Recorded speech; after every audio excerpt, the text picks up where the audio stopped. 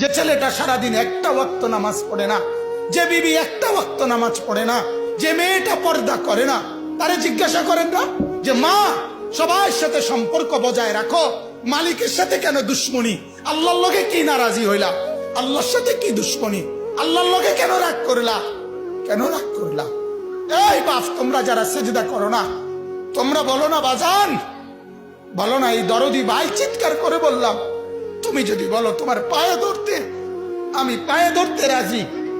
তুমি যদি বলো তোমারে জড়িয়ে ধরে কাঁদতে, আমি কাঁদতে রাজি। তুমি বলো কেন আল্লাহর সাথে রাগ করলা?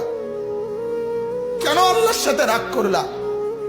কেন আল্লাহর সাথে নারাজ হইলা? কেন সেজদা কপালে জুটলো না? কেন মালিকের সাথে সারাদিনের এত কিছুর বিনিময়ে আল্লাহ তাআলা একটা মিস কল দিলে, 2 সেকেন্ডের একটা মিস কল দিলে বন্ধু তুমি টের